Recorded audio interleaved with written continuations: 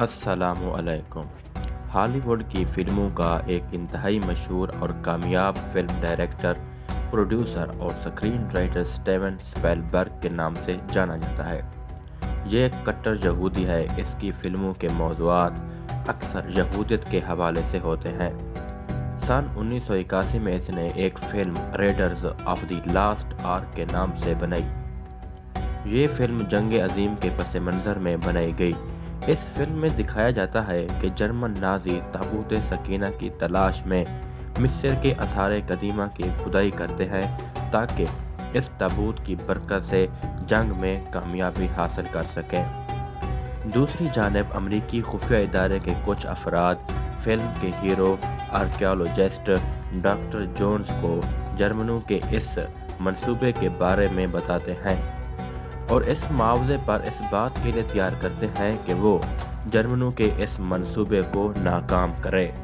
किस्सा मुख्तसर, doctor Jones मिस्र रवाना हो जाता है और बड़ी मुश्किलात से ज़मीन के नीचे दफन ताबूत सकीना तक जर्मनों से पहले पहुंच जाता है, लेकिन आइन उसी वक्त ताबूत समेत जर्मनों के हाथ से चढ़ जाता है।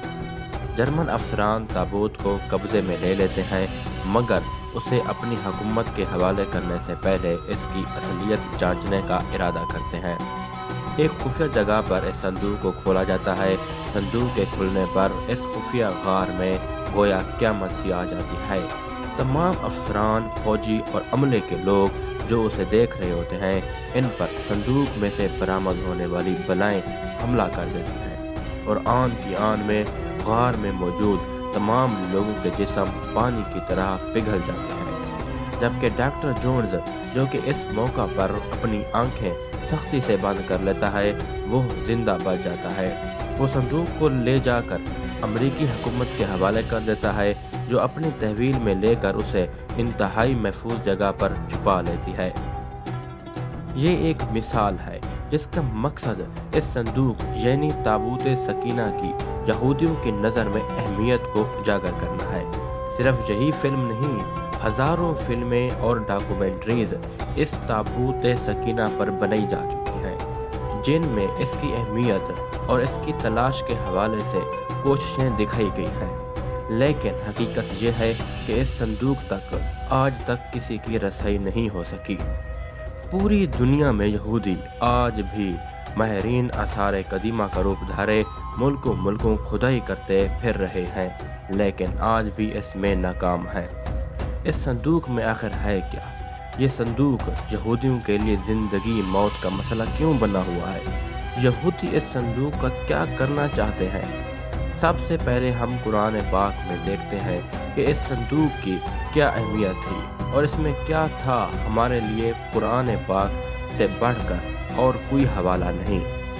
तर्जमा है, और उनसे उनके पैगंबर ने कहा कि इसकी बादशाही की अलामत यह है कि वो संदूक तुम्हारे पास आएगा जिसमें तुम्हारे रब की तरफ से तुम्हारे सुकून और इत्मीनान का सामान है और जिसमें आले मूसा व हारून की छोड़ी हुई चीज़ें हैं जिसे फरिश्ते उठाए हुए होंगे। अगर तुम ईमान वाले हो तो यकीनन इसमें तुम्हारे लिए बड़ी निशानी है। इस आयत मुबारक में लफ्ज़ ताबूत का मतलब संदूक और सकीना का मतलब ऐसा सामान जिससे दिल को सुकून मिले और राहत मिले, यानी इस संदूक में ऐसा सामान था जिसकी बरकत से दिलों को मजबूती और तस्कीन मिलती थी। तफासीर के मुताबिक ये संदूक सबसे पहले हज़रत आदम अलैहिस्सलाम पर जन्नत से उतारा गया था। ये शमशाद नामी लकड़ी से बना हुआ था। इस मुक़द्दस व मुतबर्रक संदूक में हज़रत आदम अलैहिस्सलाम अपना ज़रूरी सामान रखा करते थे। ये संदूक नस्ल दर नस्ल चलता हुआ हज़रत याकूब अलैहिस्सलाम तक पहुंचा। हज़रत याकूब अलैहिस्सलाम का दूसरा नाम इसराइल था। उनकी औलाद बनी इसराइल यानी औलाद इसराइल कहलाई। हज़रत याकूब अलैहिस्सलाम के एक बेटे का नाम यहूदा था, जिनकी नस्ल को हम यहूदियों के नाम से पुकारते हैं। ये संदूक बनी इसराइल के पैगंबरों के पास आ गया। यहूदियों के पहले रसूल हज़रत मूसा अलैहिस्सलाम थे। ये संदूक उनके ज़ेर इस्तेमाल रहा। इसमें आप अलैहिस्सलाम अपना असा मुबारक اور آپ پر نازل ہونے والی تورات کی لوحیں رکھا کرتے تھے۔ یعنی اس صندوق میں انبیاء کے معجزات کی اشیاء محفوظ ہوتی تھیں۔ حضرت موسیٰ علیہ السلام اور حضرت ہارون علیہ السلام کے دنیا سے رخصت ہونے پر ان کے لباس، عصا مبارک، امامہ مبارک اور سامان سے اتارا جانے والا من و سلوہ بھی اس صندوق میں محفوظ کر دیا گیا، اور یہ صندوق قوم کے سرداروں کی تحویل میں چلا گیا۔ یہ معجزات اللہ کی طرف سے ان انبیاء پر اتارے گئے تھے، چنانچہ ان کی برکت سے اس صندوق کو خاص فضیلت حاصل تھی۔ بنی اسرائیل کے لوگ اس صندوق کا بے حد احترام کرتے تھے۔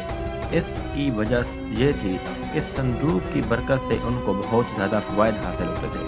کبھی کوئی آسمانی آفت آتی تو یہ اس صندوق کے سامنے بیٹھ کر دعا کرتے تو وہ آفت حیرت انگیز طور پر فوراً ٹل جاتی۔ کبھی زلزلہ، سیلاب، خوفناک آندھی اور طوفان آتا تو یہ تابوت سکینہ کے وسیلے سے دعا کر کے اس سے نجات پا لیا کرتے۔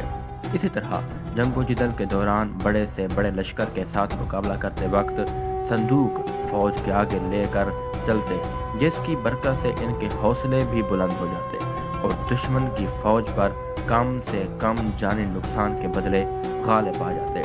خاص موقعوں اور تہواروں پر یہ صندوق کو عزت و احترام سے کندھوں پر اٹھا کر جلوس نکالا کرتے۔ اس مقدس صندوق کی حفاظت کے لیے فوج کا ایک خصوصی محافظ دستہ تعینات ہوتا تھا۔ یہ قوم بہت عجیب و غریب عادات کی مالک تھی۔ ایک طرف تو صندوق اور اس میں موجود اشیاء کا احترام اس قدر کے تصور بھی نہیں کیا جا سکتا، دوسری طرف اللہ کے احکامات سے مکمل روگردانی کرنا ان کا معمول بن چکا تھا۔ یہ نہایت ضدی، اڑیل، مغرور اور سرکش لوگ تھے، حد سے زیادہ لالچی، مال و دولت سے محبت کرنے والے اور ظالم تھے۔ اپنے انبیاء اور علماء کی روک ٹوک پر ان کو خوفناک اذیتیں دیا کرتے تھے۔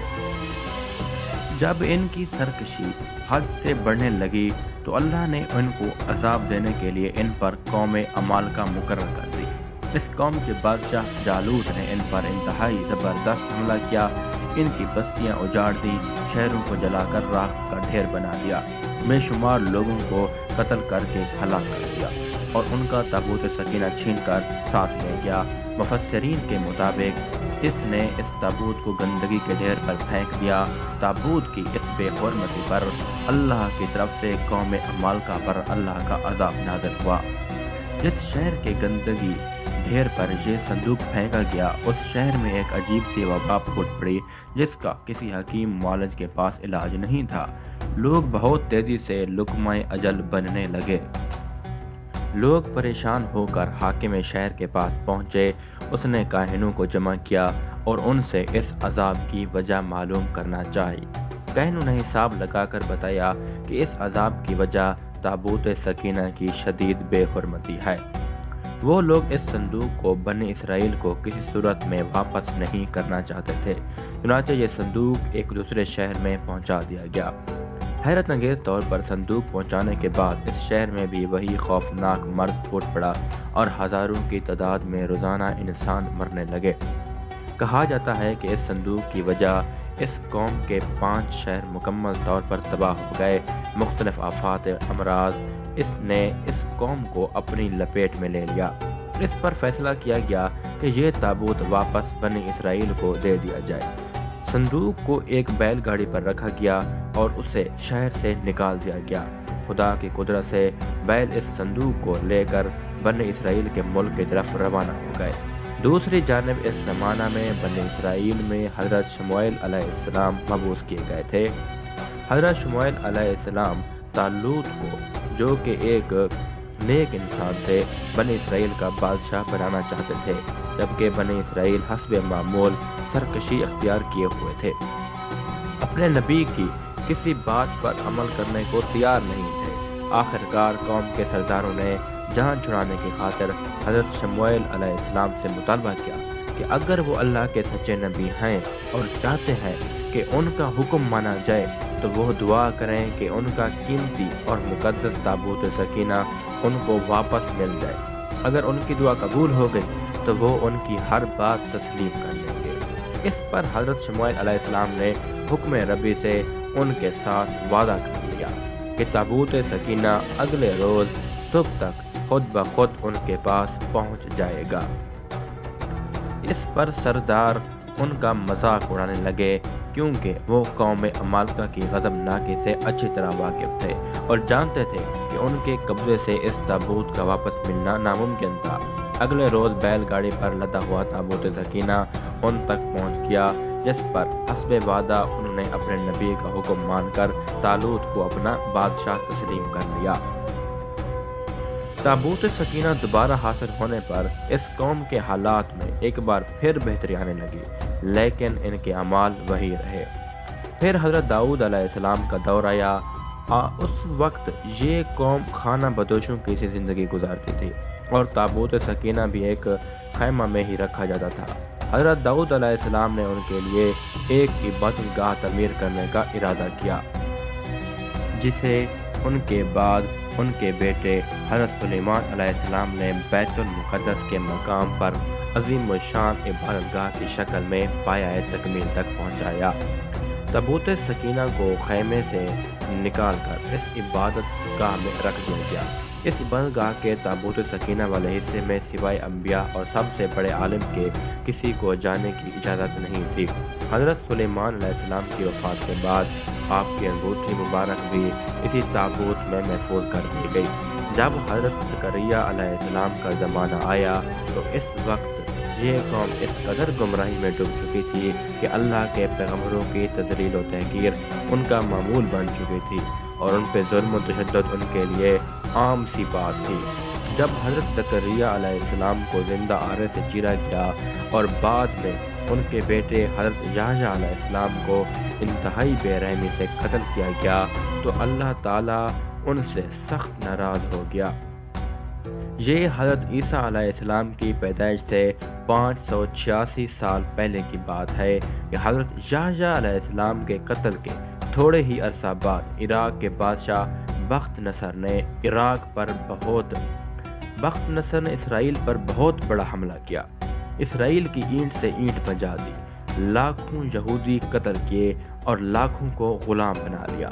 بیت المقدس کو مکمل طور پر تباہ کر دیا اور اس میں رکھے تابوت سکینہ کو قبضے میں لے کر اپنے ساتھ لے گیا۔ یہ وقت بنی اسرائیل پر تاریخ میں سب سے کڑا تھا۔ بخت نصر نے تابوت سکینہ کا کیا کیا یہ آج تک کسی کو معلوم نہیں ہو سکا۔ تابوت سکینہ ہمیشہ کے لیے یہودیوں سے چھن گیا۔ ساتھ ہی یہودی قوم، وہ قوم جو تاریخ کی سب سے بہترین قوم تھی، جسے اللہ کی لاڈلی قوم ہونے کا فخر حاصل تھا، اپنی بدعمالیوں کی وجہ سے ہمیشہ کے لیے اللہ کی بارگاہ میں ملعون ہو گئی، دنیا میں رسوا ہو کر رہ گئی۔ آج یہودیوں کو 2000 سال بعد دوبارہ اسرائیل کی سرزمین پر قدم جمانے کا موقع ملا ہے، تو بھی اس قوم کی وہی عادات و اطوار ہیں، وہی ظلم و جبر، دھونس، دھاندلی، تکبر، خود کو ساری دنیا سے اعلیٰ و عرفہ سمجھنے کا خناس، اللہ کی طرف سے لعنت زدہ ہو جانے کے باوجود بھی ابھی تک اللہ کی لاڈلی قوم ہونے کا خوش فہمی میں موجود ہے۔ وہی مال و دولت کا لالچ اور مال جمع کرنے کے وہی صدیوں پرانے شیطانی طریقے، ان کا کچھ بھی نہیں بدلا۔ آج بھی اسی جگہ حضرت سلیمان علیہ السلام والی عبادت گاہ تعمیر کرنے کا جنون اور اسی طرح تابوت سکینہ کو دوبارہ حاصل کر کے ہیکل سلیمانی میں رکھنے کا بخار ہے۔ یہ آج بھی مسجد اقصیٰ کی مغربی دیوار جو ٹائٹس کے حملے میں بچ گئی تھی، ہیکل سلیمانی کی آخری نشانی سمجھ کر اس سے لپٹ کر دھاڑے مار کر روتے ہیں۔ اپنی عظمت کے دنوں کو یاد کر کے رونا ان کی عبادت بن چکی ہے، لیکن ابھی تک ناسمجھ ہیں۔ ان کے جنون اور ماضی سے لپٹے رہنے کا یہ عالم ہے کہ پورے کرۂ ارض کو کھود کر اس میں سے تابوت سکینہ تلاش کرتے پھر رہے ہیں۔ ان کو اپنے مسیحا کا بے صبری سے انتظار ہے، جس کے جھنڈے تلے ایک بار پھر ان کو پوری دنیا پر غالبہ حاصل ہو جائے گا۔ اس ایک آنکھ والے مسیحا دجال اکبر سے ان کو اس قدر محبت ہے کہ پوری دنیا میں اس کی ایک آنکھ کی نشانی کا پرچار کرتے پھر رہے ہیں۔ اس کی آمد پر متحدہ ہونے کے لیے کئی خفیہ تنظیمیں بنا رکھی ہیں جو اسے خوش آمدید کہہ کر اسے خدا مان لیں گے۔ تابوت سکینہ کی موجودہ جگہ کے بارے میں مختلف لوگ قیاس آرائیاں کرتے رہتے ہیں۔ اس پر انگریز، عیسائیوں اور یہودیوں نے بڑی ریسرچ کی ہے، لیکن حتمی طور پر سارے ایک نقطے پر متفق نہیں ہو سکے۔ لیکن جو سب سے قریب قیاس تھیوری ہے وہ یہ کہ اس وقت یہ صندوق یا تابوت حضرت سلیمان علیہ السلام کے محل میں کہیں دفن ہے، جو فلسطین میں آج بھی کہیں گم ہے۔ اس کو یہودی کافی عرصے سے ڈھونڈنے کی کوشش کر رہے ہیں اور آئے دن وہاں بیت المقدس میں کھدائی کرتے رہتے ہیں۔ اس کے متعلق بہت سے نظریات ہیں اور خیال ہے کہ یہ تابوت ابھی بھی حضرت سلیمان علیہ السلام کے محل کے اندر ہی کہیں دفن ہے۔ کچھ کے نزدیک اس کو افریقہ لے جایا گیا۔ ایک مشہور ماہر آثار قدیمہ ران وائٹ کا کہنا ہے کہ یہ مشرق وسطیٰ میں موجود ہے۔ کچھ لوگوں کے مطابق اس کو ڈھونڈنے کی کوشش انگلینڈ کے علاقے میں کرنی چاہیے، جبکہ کچھ سکالرز کا ماننا ہے کہ یہ تابوت ایتھوپیا کے تاریخی گرجا گھر ایکسم میں پڑا ہوا ہے۔